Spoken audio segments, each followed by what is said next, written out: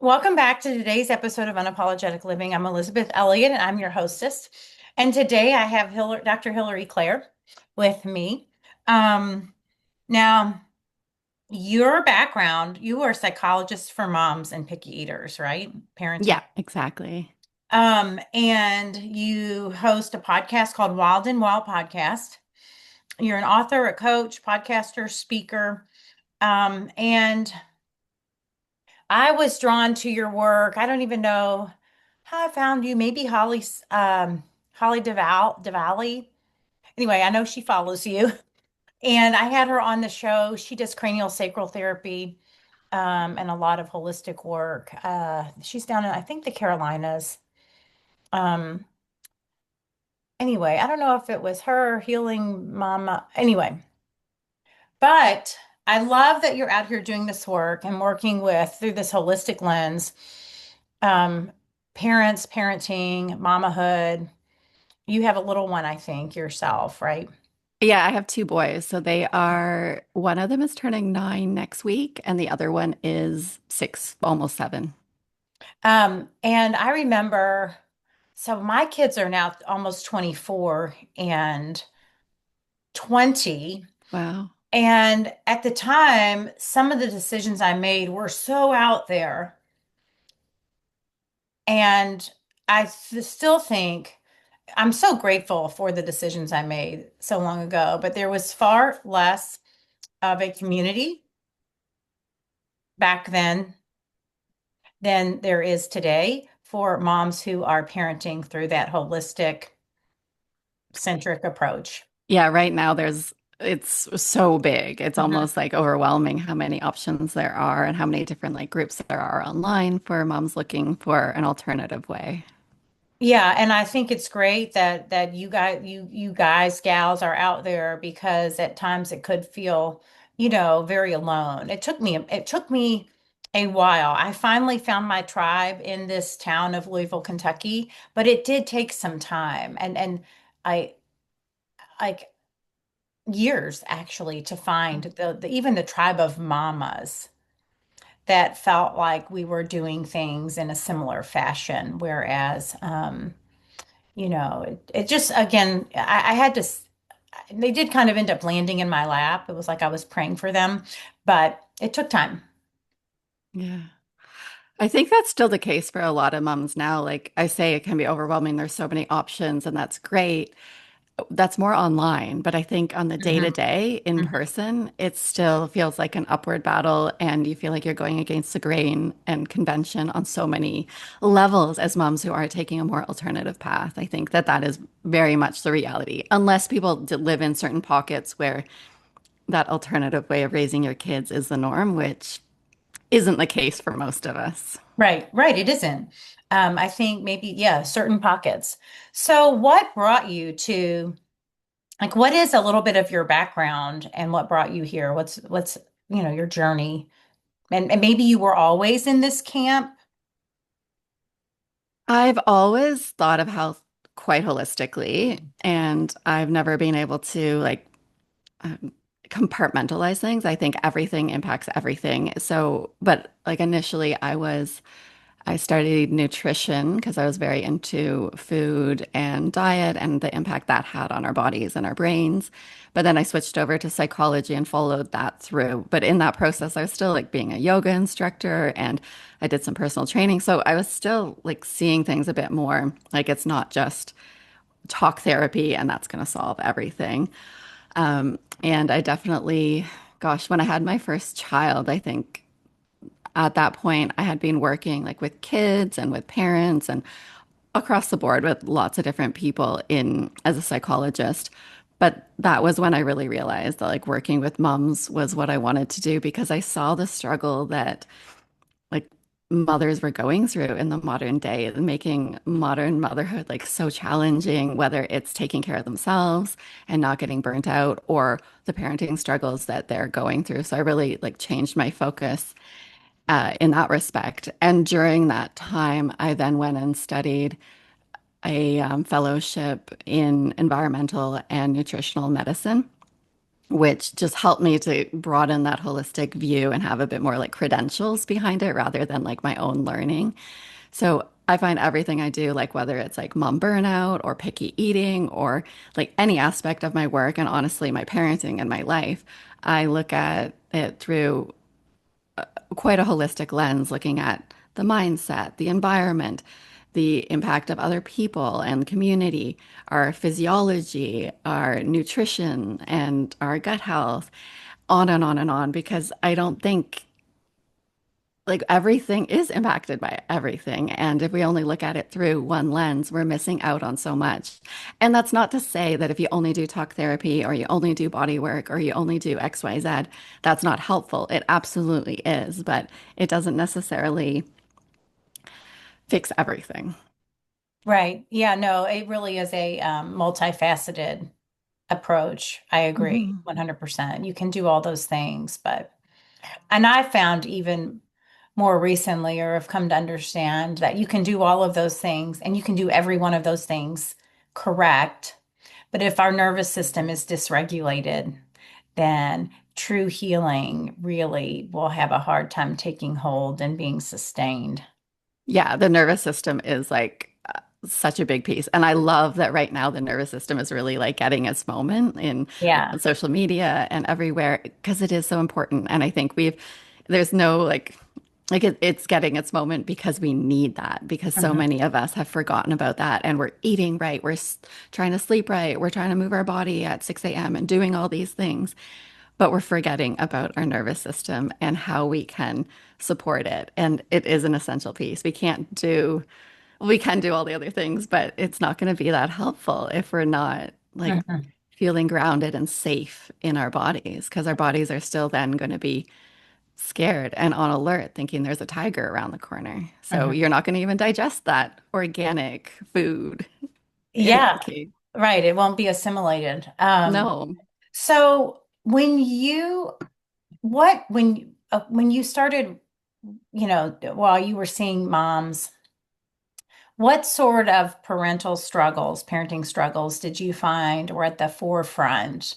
You say mom burnout, but when you say, and maybe when you say mom burnout, like what does that look like? What were the complaints? Because I remember having little kids and I mean, it felt so, I mean, it did feel hard.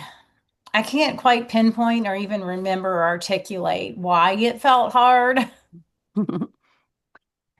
but I remember always looking forward to the next stage. Gosh, I can't wait till they can do this. And oh, and I'm not so glad that they can do that because this brings a whole new stressor. Um, and now that I'm on the other side of it, it almost feels like, what was I freaking burning out about? Yeah, absolutely. And it's funny as the years go on, your brain does forget about those struggles to such a big degree. But when you're in it, it feels like those days just go on and on and on, and you're never going to get to that easier stage where your kids have more ability to be independent and do things by themselves. So the work that I do with moms with mom burnout, like I work with moms mainly in those first 10 years of having kids. But the burnout that I really focus on is postnatal depletion.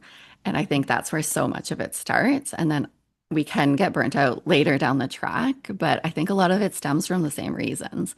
So postnatal depletion, it's a useful word because I think a lot of people don't resonate with feeling postnatally depressed or postnatally anxious. And depleted, we can feel that in our bodies, right? It's that exhaustion and that overwhelm and just feeling depleted, like you have nothing left to give. And so to just like explain it, it is that feeling of overwhelm, burnout. It comes from our bodies like being inflamed and actually depleted of like key nutrients. And like I guess there's a lot of different factors that play into it, but ultimately like that is where that I focus a lot of my work. I've written 3 books based on this, but also it's not something that necessarily happens like when your kid is 3 months old or 6 months old, it is something that can really stay with you as a mom. Like some people are still experiencing this a decade after having kids. Because if you don't replenish your body, you don't work on your nervous system, you don't change your mindset so you prioritize yourself along with your kids, you're going to stay depleted for possibly the rest of your life, but especially for those first 10 years where being a parent is going to take like a really, really big part of your energy. Yeah, so my connection with like feeling depleted, ugh, I, when my kids were born, actually both of them cried a lot. They had, I don't know if we would say colic, but I guess so. I remember those were those I can clearly remember. It was so trying. Mm. It was emotionally draining. I was exhausted. I was having, and I don't know what exactly caused like these like daily chronic subtle headaches. And they could have been hormonal, but I also remember the anxiousness that came up and arose, which it's funny because as I'm going into perimenopause, I'm finding myself anxious about similar things that kind of had left, it disappeared for a while. But, you know, would you like how, understanding that, how do you see it showing up in their lives? Like, they don't want to do things, they're not connecting with friends, they aren't like, how is it? Because, like, it's almost so far back for me. It can show up in so many different ways. So Yeah. we're all different. Some people do get really isolated. Other people may go out more, but it's like it's that anxiety, like you say, that's the one factor. It's that just like your body feeling so, so heavy that like every little thing is an effort. It's that not being able to sleep, but being so exhausted. It's feeling overwhelmed or indecisive about like the smallest things, like what to make for dinner.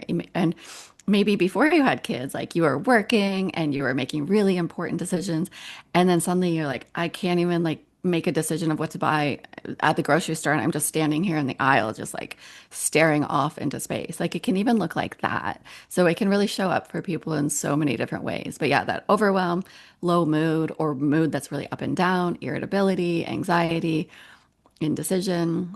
I think I said overwhelm a few times there already. And that feeling of really just like feeling like depleted, like you just have nothing left to give. And Mhm. that tired but wired, those are a lot of And then oftentimes that can relate. I mean, I know like just one that, I don't know, pops up like low libido, not interested in absolutely. sex. And like, no, Yeah. I'm nothing, no, Yeah. no more touching. Yeah, it's being touched out even, right? Like that's a really common thing in those early years of motherhood that you're like, I just overstimulated, like, and I Yeah. just can't have any more touch from anybody in any way. Yeah, so overwhelmed, overstimulated, those are really big ones as well. I think people often look for just that like low mood or that anxiety, but it can be all those other things as well that can indicate that you are really struggling in that time. And this can all come from like a number of different reasons. Most moms are actually depleted of the key nutrients that they need. And then they're just giving more and more to their kids, whether through pregnancy, Mhm. birth, breastfeeding, um, from societal like beliefs of like what we should do to be like a good mom. That can burn us out trying to live up to those impossible expectations of being a super mom. And I can hold it and do it all with a smile on my face. Mhm. And I'm not struggling. I don't need to ask for help. Like, that's so unhelpful. That can really lead them towards being burnt out because you can't sustain that.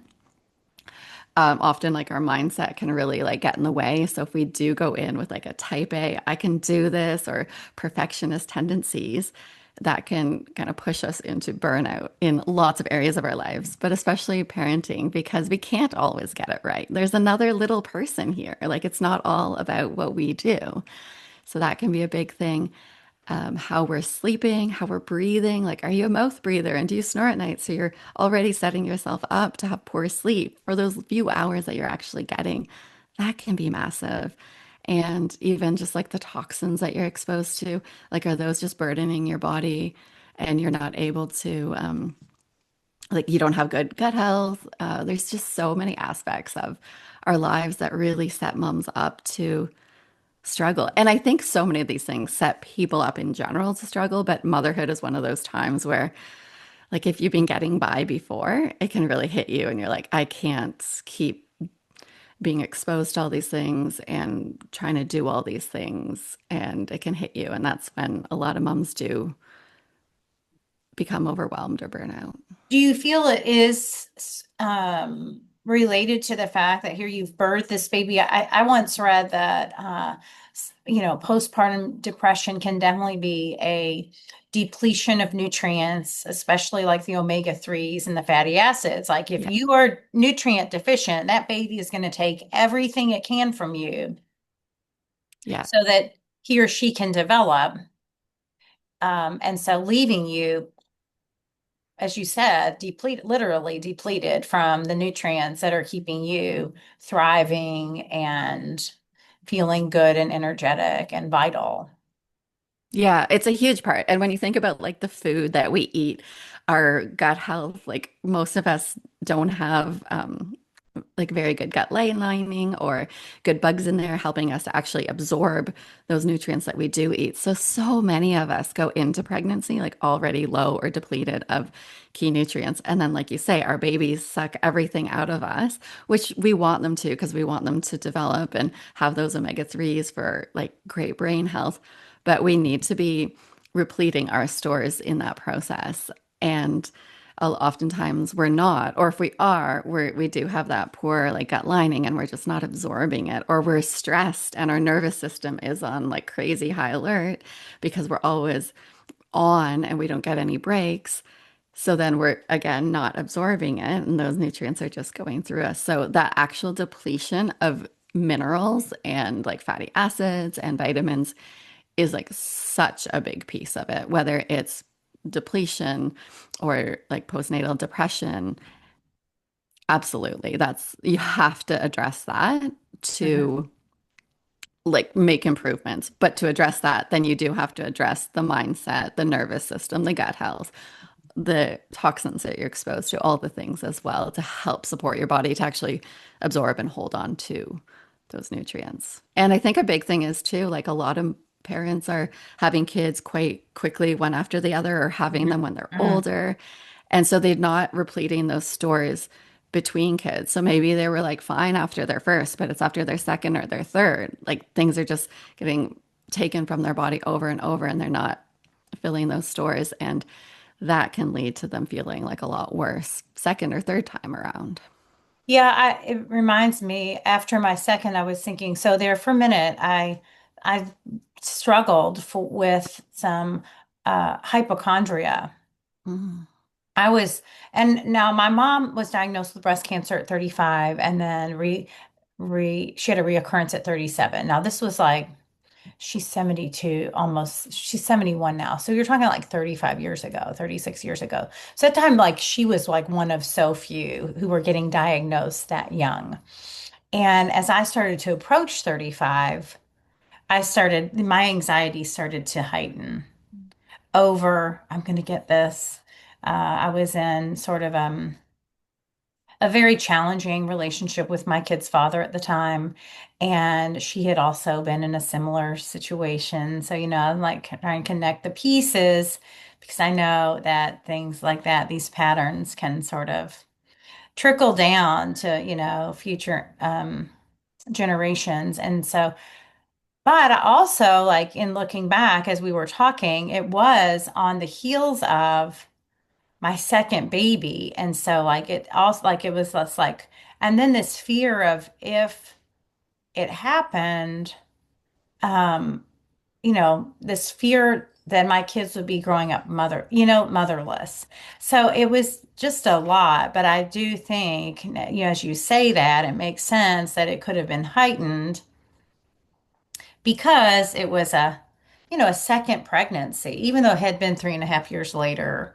And we were doing all the right things. I felt stressed also because our financial situation wasn't solid, so it's that underlying stress that you don't even really know is there, but it's kind of there. Does that make sense? Yeah, and we can often, like before having kids, we can often like tolerate that and kind of get by, and that stress is there. But then when you add this like 100% of the time taking care of this other person and your amygdala, like the part of their brain that has you getting fearful and anxious, growing, so you're aware of like keeping them alive.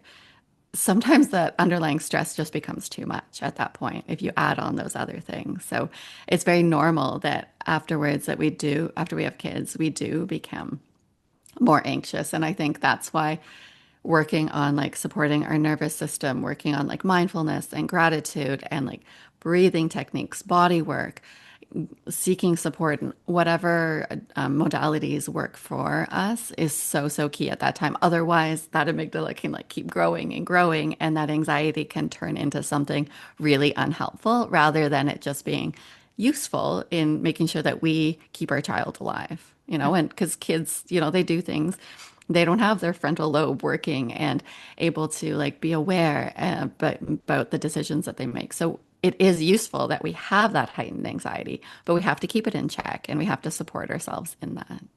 So do you find moms find you after they are moms, or do you find that you have young women who are looking to conceive, looking for insight on how to best prepare for motherhood? Or maybe it's both.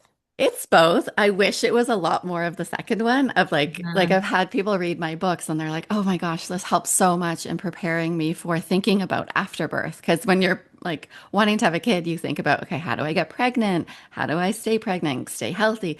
What do I do for birth? But often we totally forget about like, okay, now I have a baby at home and what does that all look like? So the moms that like read my books or work with me before having kids, it's not that it's not a struggle for them, but they know a lot of the information already. They have that support in place, and that's really helpful. But most people like find my program or my books or work with me like once they're depleted and once they're like, you know, crawling back, trying to um, get their identity and their life and their energy back. So I would, I wish that people were more proactive, but I think human nature is like, let's wait until the problem's really bad to try to solve it. That's just Mhm.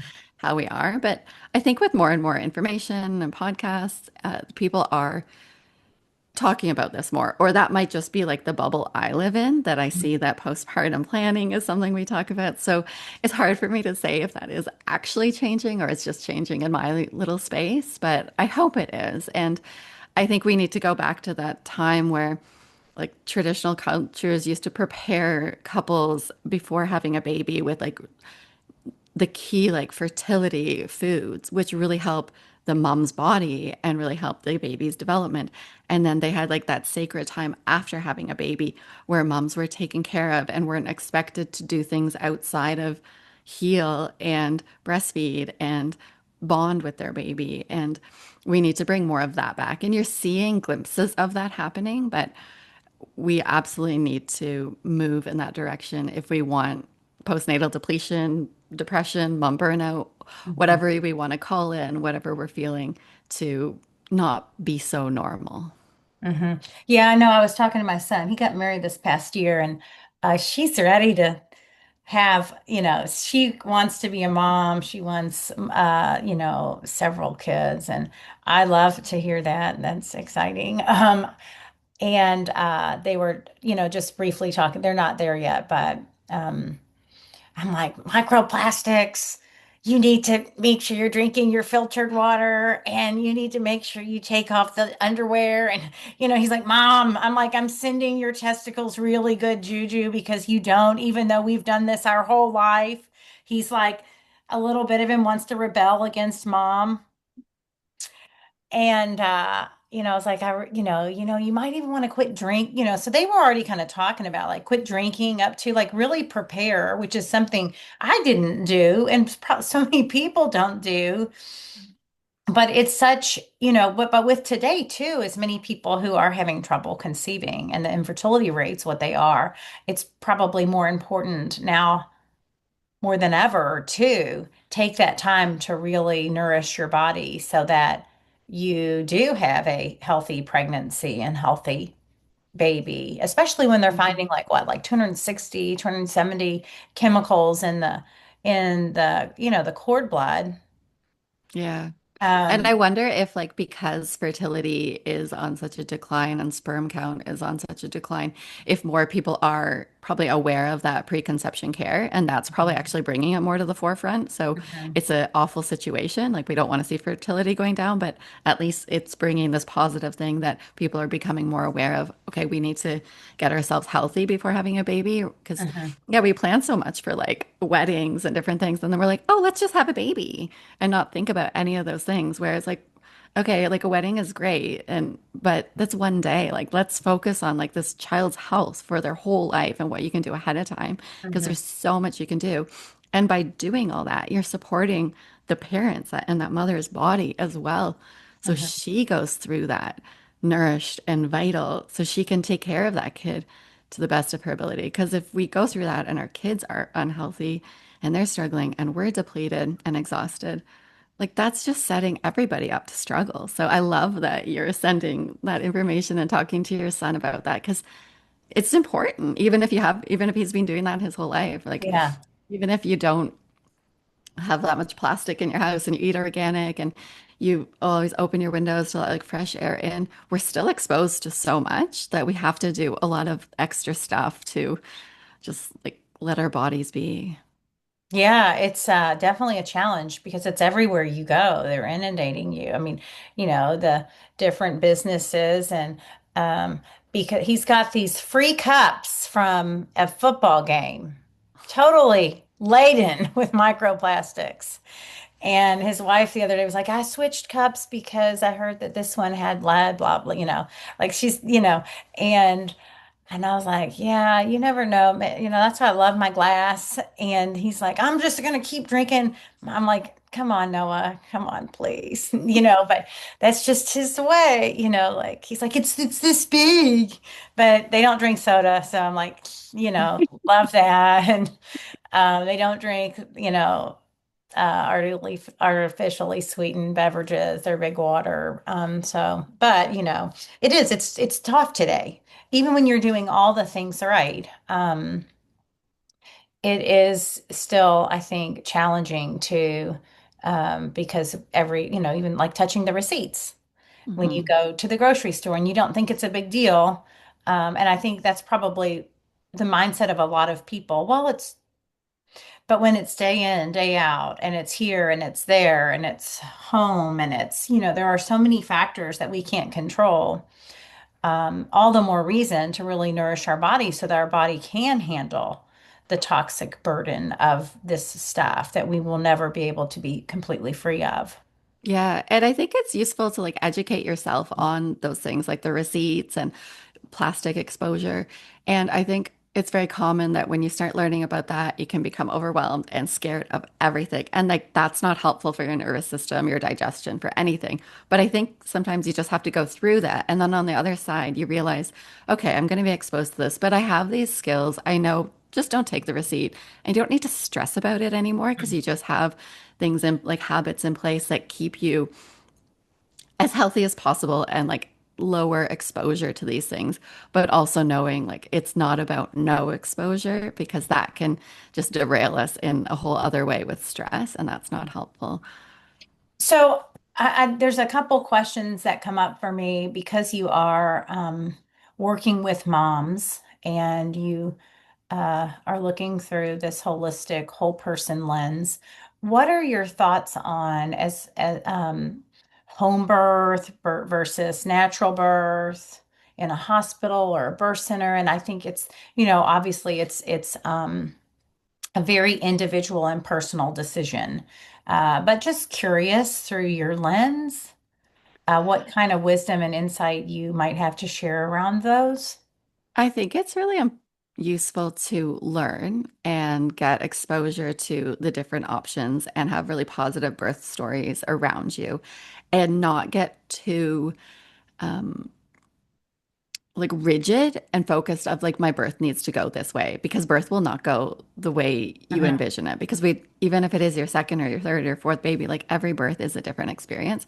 So like I love um like there's so much great work around like natural birth and like home birth and free birth and like that's great, but like just don't be so rigid that if you do change your mind that you feel like a failure that you did something different. I think that's very, very important. Mhm. But I think it is very important to like learn about, okay, if you do have intervention, like what could that lead to? And be informed about that so you don't just let other people make decisions for you if you do go the route of like having your baby in a hospital. And if you do decide to go that route, or honestly, however you're going to do it, make sure that you do surround yourself with support people who know what you want and Mhm. can advocate for you when you're in a position like, that you shouldn't have to be making those decisions. You're not in your cognitive mind. You shouldn't be in your cognitive mind when you're birthing. You're more Mhm. in your like instinctual mind and in your body. So it's really important to have like those people in place, whatever you choose.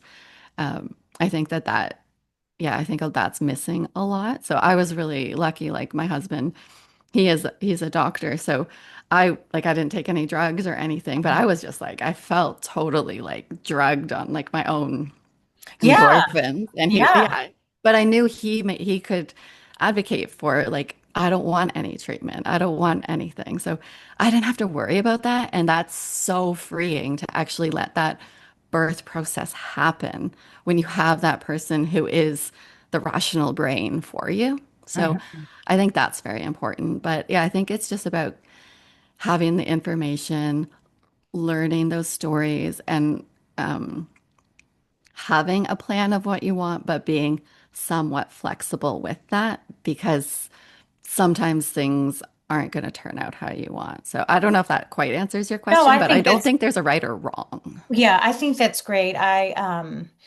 think yes, the support people who know what you want and can advocate for that are really imperative. I know I hired a doula, but like I just was talking to a client on Saturday. She had her baby around 32 years old. Her daughter's 32, so she's like 64. And the one thing, and she'd done a little research, she wanted to have a natural childbirth. And she did have a vaginal natural childbirth, but she did not want an episiotomy. And that was like her number one thing. And she felt like that doctor just almost purposely did not listen and gave her that episiotomy. And she, just that she walking away feeling very violated and not honored. Um, And so, and then just knowing that this is a huge day in a woman's life. She goes from, you know, to mother. What would be the word? What is she? I mean, she's already kind of Maiden. mother, maiden, but she's a maiden growing this baby and nurturing, nourishing this child Mhm. to mother. And I remember when I went through a doula training years ago, I think that she wrote a book. I don't know the book. Her name is Penny Simpkin, but it's like the second most remembered day next to the wedding, like verbatim, like almost every woman was able to recall what happened on their birthing day Yeah, wow. and how important it is, I agree, flexibility. I could have, one went one way, one went another. I couldn't have guessed either one. One was at home and one was in a hospital. But again, that is one where there has to be some flexibility. And later I went through a training called Birthing from Within, and to bring that back here to teach other women. But, like you can't, to walk away. And the premise was that no matter the birth outcome, that you walk away feeling empowered. What, because, there are women who go in with this very rigid thought process, like it has to be this way, and then they have an emergency cesarean, like a true emergency cesarean, and you can walk away feeling empowered, or you can walk away feeling and to honor the emotions either way.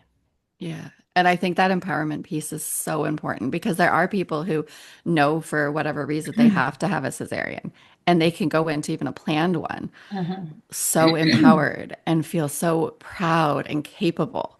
But Mhm. other people can have like a totally different experience. So I think, yeah, it's about that flexibility. It's about how can you be empowered in that. And if things do go the way you don't want them to, like working with somebody afterwards about that. So Mhm. you're not, you're able to process that and able to like forgive yourself because oftentimes like we hold on to like I was a failure in that situation if it doesn't go the way that we want. It's not off it. Sometimes we feel anger and resentment towards like that doctor in this example, but sometimes it's like about us and that is so important that we work through that if we do have that experience. And unfortunately, birth trauma and births going not the way you want is quite common. So I think it really is important to address that for people who are feeling that way. Um, so now do you see dads? I don't, Okay. no, like, no, I don't work with dads. Okay. No. Just wondering, because you're working with moms, I was just curious if like ever you have like two come in together to kind of like navigate. No, I definitely like have people that I will refer people to if they're like planning for Mhm. postpartum and they want both. I mean, I would be open to having it. Yeah. I generally work with the moms more. Yeah, Yeah. but Yeah, it was just a I could. question. I mean, yeah, I was just Yeah. wondering, Yeah. I'm because not there's against dads and there it. do come in too. But Yeah. and then I know that you've written a book. You wrote you said three. You've got a Yeah. So the three books that I've written are The Motherhood Reset, Nourished Mama, and Mama Let It Go. And they're like three different components of like working through that mom burnout, or just for moms who want to feel really vital. Like you don't have to be burnt out to read them. Absolutely. Like we can all improve our vitality as people, as mothers. But yeah, one addresses kind of like what you want and taking care of yourself. One works on more like holistic health so you can truly be vital and energetic. And then the Mama Let It Go one is about your limiting beliefs, perfectionism, old identities you're holding on to. Mhm. So many different things that we need to like work through mindset wise and belief wise so we can like really honor ourselves and do motherhood how we want rather than like how we're supposed to or how our neighbor is or just feel stuck in like victim mentality.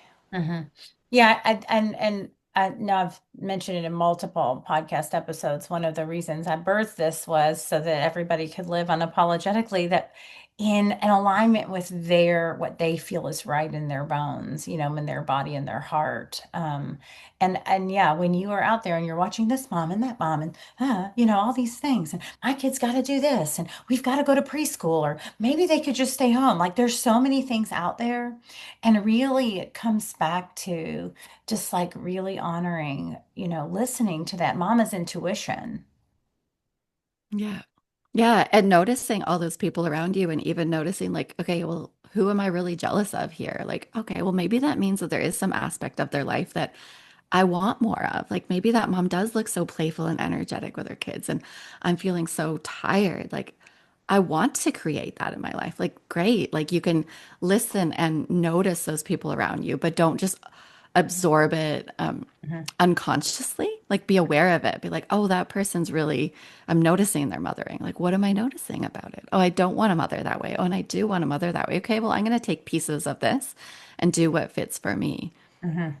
Yeah, I love that. And I think it's great to, um, in hindsight, I don't know that I probably reflected enough on that. And I think I like when you say, it's just like when you see just any individual, right? And you see them doing this, I want more of that in my life. Um, instead of becoming jealous or envious, right? Learn how to cultivate more of what you want. And as you said, there are going to be mothers and individuals out there, and you're like, oh, I don't like, sometimes they are our best teacher, right? I don't want to be that way. And then also just looking at the overall environment within which these mothers and families, like, does this look like what I want, my circle to feel or embody or Mhm. accept and or vice versa, like when you're looking at the big picture, the whole picture, the familial, what does this look like and how do I want this to feel in my body and in our lives and what do I want to bring to my kids' lives? Yeah. And I think, like you say, a lot of the time we don't reflect on those things, but then we end up just going with whatever's around us. Hmm. And months down the track, years down the track, decades down the track, we're realizing, oh, I'm not actually living or mothering or raising my kids or living in an environment that like is what I want. Hmm. And and whenever we notice that, like that's when we can start to shift things and get clear on like, well, what do I want? Like who around me is doing something that does interest me and what am I doing that I don't like that's draining me? Hmm. Like we can always come back to that and do that. It's never too late. Right. Yeah. It's never too late. I love that. Yeah. And sometimes it can be difficult to let Yeah. go of and release what's no longer serving us. But in the end, it will ultimately, when we're doing what's in our highest and best good, we really are doing what's in the highest and best good for all around because it's all highest and best good. So I know you have a picky eater's guide. I know, Yeah. totally changing directions, but I know that that is a big one for mamas. Huge. And Yeah. it is, you can become fearful. Again, one of those anxiety, is my child getting enough food? Are they getting enough nutrients? My kid won't eat this. And so yeah. Yeah.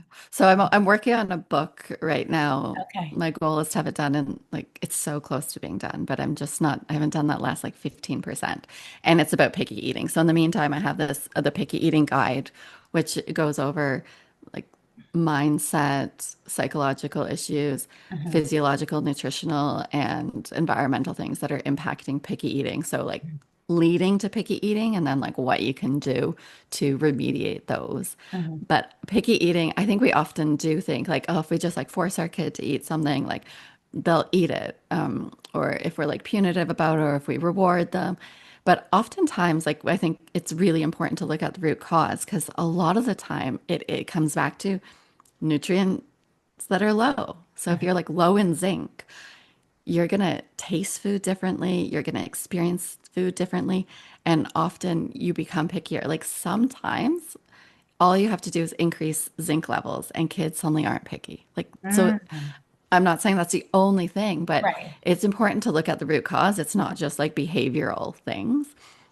So yeah, I like to look at picky eating from like physiologically, nutritional, even like primitive reflexes that might not be Hmm. integrated that Hmm. can impact picky eating. That's a huge one. Sensory issues, which are often connected to those reflexes, the mindset of the parent, the behavior and modeling of the parent and other kids around them. And yeah, the environment and your nervous system as a parent, Hmm. what that nervous system is at the table. So we want to create safety for our kids in eating environments. And that starts with us feeling safe. And when you have a picky eater and you're like, oh man, like I worked so hard, I made this food, they're not going to eat any of this. And you get so stressed about it before you even sit down at the table. Hmm. Like your kids, everybody feels your energy. Hmm. And then if they get stressed because they're feeling your stress, that stops your appetite. If you're feeling stressed, like your body's like, well, I'm shutting down digestion because I'm in survival. So there's so many different things that we can like tap into. So for every child and every family, the root cause and the ways to remediate picky eating can look different, but I think it's so key to look at those root cause reasons initially. Yeah, so I went through a program called Handle. Have you heard of it? No. Um, it's an acronym and it stands for Holistic Approach to Neurodevelopmental Learning Efficiency. Okay. And it's movement based, very holistic, like movements uh, that help to reorganize the neural pathways. Anyway, the founder was nonverbal and autistic till 9 years old. And then over time, bouncing on a pogo stick, things started to shift for her and she became verbal and over time created this program. Her name is Judith Bluestone. It's definitely worth looking into. If you were to look it up on the internet, you'd be looking up the handle institute.org, I believe. And Okay. that was really the first time I heard about, food potentially being related to sensory issues.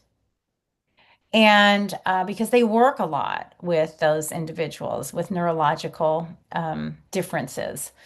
And, I was like, oh my gosh, this makes so much sense because, like, for some, and then that's where I also learned about the primitive reflex work.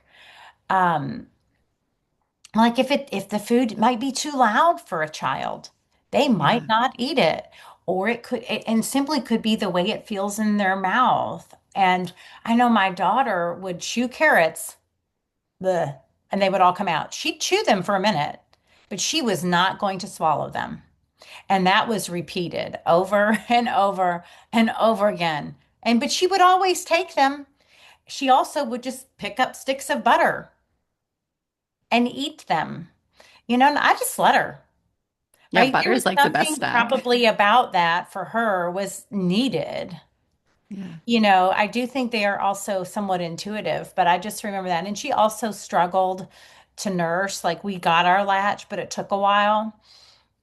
And then she never did take a bottle at all. She refused. So she nursed till like 2 3/4 years old. Um, I mean, she ate some food and she ate food too, but she was a nurser for a while. And just, and then okay, then she starts developing and talking, and we realize she has a small lisp. Mm. So I'm like, oh, okay, this is all like when you start to like think about it, like it's all making sense. Her latch was difficult because of the structure of her mouth, and then she had serious sensory issues. Man, that child wasn't wearing underwear with pants.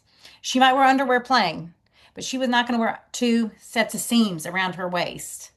She was not going to wear shin guards and socks. Like it had to all be built in. If there were too many, and so it makes sense that there are so many more reasons why there are there's food pickiness than we give, you know, than we understand.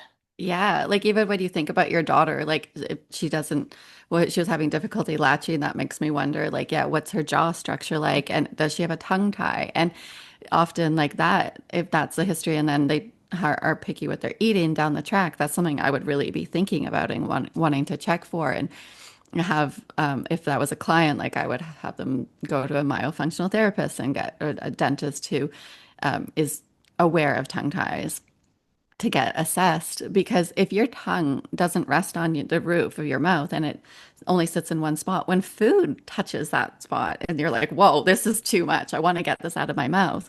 Or Right. like you can't chew properly or swallow properly. So food becomes really scary because your jaw structure is not, and your tongue position isn't allowing you to do that properly. So like there can be a lot of fear that can be caused by that. So there are so many different like things that you want to look at when you're addressing picky eating.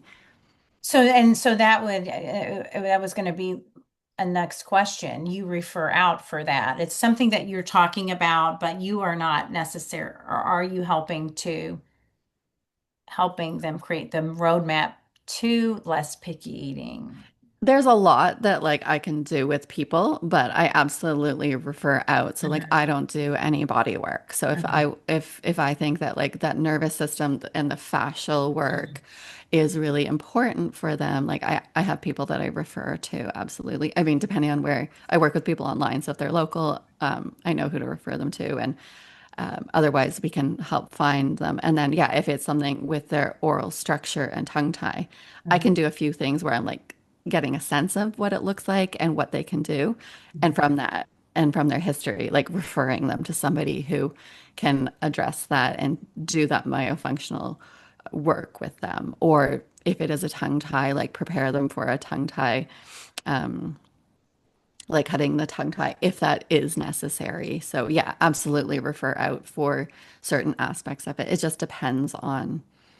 like what it is. But I think, yeah, I help address what the root cause is. And some of those things we can work through. Like if it is primitive reflexes, I have training in that. I can work through that. But some people, um, if it is more severe, like I might even refer out for that depending on the situation. But there's a lot that we can work through as well together. So it just depends case by case.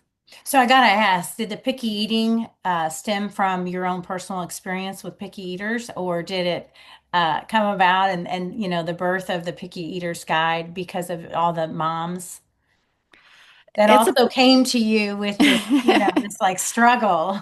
Yeah, I think like I've always been really like focused on health holistically and like right from the get-go, like how can I get my kids to have like the healthiest microbiome and Yeah. be exposed to great food. So it stemmed from that. And my first child, like I had so much control over what he could eat because he wasn't exposed to other like older kids and their food. So he's just like an amazing eater, like the best palate ever, and will sit down and eat like anything that we serve and really like loves vegetables and things. And then my second, he was a bit more challenging with that. And so it stems from my own experience with him, but a lot from like friends and clients that I've worked with that they are struggling with, and also from that like holistic lens that I see things, because there's so many people who work in the picky eating space and I feel like they're only addressing like one or two aspects of it. I'm like, no, we have to look at this more holistically. So it just really interested me because I think if we can address picky eating, we're helping kids not just eat better, but we're helping them move better and regulate their emotions better. Like if it is a primitive reflex thing, if we address that, that changes everything in their life. So I really like that aspect of it too, that it's you can help a family so much by just addressing this one thing. It can help across so many aspects. Yeah, well, and that was the thing with the handle approach is that, you have to bring in the nutrition piece, you have to bring in the movement piece, you have to bring in, and then you're using these little, I'm telling like one is just tapping on the trigeminal nerve, or one of the exercises is drinking through a crazy straw to help strengthen these little eye muscles. And specifically, you put the straw in between the lips, not behind the teeth, because right here is the only part of the mouth that can emulate the intensity of the suck you need to strengthen the sphincter muscles of the eyes. So, and so that, right, will help with their reading or being able to track across a page or converge on a point. And the nipple of the mother's breast touches right at the roof of the palate of the mouth, right there at the midline of their brain to integrate left and right hemispheres of the brain. Like it's just so incredibly fascinating. And you can still do this without having the child at 6 go back to the mother's breast through using a crazy straw or some of these like simple moves that help to. And then, yeah, that's where I learned that there was like a 2 hour block where a woman who was doing primitive integrative reflexes came in to kind of talk about that piece. So it's just amazing when you start to, and some of these are things that the movements they didn't get, right? I Like think whether, a lot of the time that's what it is. Like there's this term, what is it? Like container babies. Like kids just aren't able to move as much. So these reflexes get held and they don't integrate. And then right, the further movements don't happen. Like it didn't the CDC even take out crawling as like a milestone? Like yeah, crawling is so important for the brain because you're doing that cross cross body matter. movement. Mhm. So like you're talking about with like that midline, we need our body, like our right and left to communicate. And some kids like or some adults even like can't really cross that Cross the midline. midline. Yeah. Yeah. And that's so important for eating, for everything. Like eating is just one aspect, emotional regulation, normal, smooth movement, like your Yeah. brain to process information. So it's Yeah, and so just important. learning once you get Yeah. into that space of learning. I remember like once I'd gone through the handle program, which I went through it, I didn't really stick with it, but the information is still, there in my head. But like you might even start to notice if you were a teacher in a classroom, oh, this child's paper and handwriting is all over. to this side, right? Because they can't bring it over. Like you'll start to see things when you look through a different lens and like, oh, these are just behaviors that are communicating with me or a teacher or a mom on the way this child is taking in information and in order to process it. Like my daughter is, um, she did not crawl and she did a scoot. So she did a cross pattern with her hands, but she was scooting her butt. She never was on her hands and knees. And she has, I think it was like fifth grade. We did a psych ed evaluation and she, uh, I think it's slow working memory. I forget which, but we also found she's cross dominant. So she's right-handed and left-eyed. So there's already an extra piece where the information's coming in, it's got to cross the corpus callosum and then go back. So it is going to take her longer to take in information, right? It is Yeah. more challenging for her to read and for her to grasp the math concepts. So I think that's great work. And yes, when you do that and then you have the nutrients to back it up, it's more likely to be held and sustained, and then a big one that they talked about was that thickening of the myelin sheath with the essential fatty acids for faster firing. Yeah, Yeah. it nutrition and what we eat is such and what we absorb, like that gut health piece is so important for all of it. Excuse me, for our Yeah. brain health, for our palate, for training those microbiomes, Yeah. all of it. Yeah. Well, I know that we have just a short amount of time. I could probably talk to you forever. There might be a gal. I haven't looked her up in a while again. Her name is Janet Oliver. She's in Minnesota. And I forget, I'll try to send you her information, but she came in too during that same workshop and spoke to us. She said she could essentially, like, you get a child to third grade where they go from reading to learning to read to reading to learn. And that's when you start to see a lot of the learning challenges and obstacles. She said very often she could almost predict their birth scenario based on the challenges she was seeing that they presented with when it came to, learning and academics in school. So it's pretty fascinating stuff. She was a neat lady.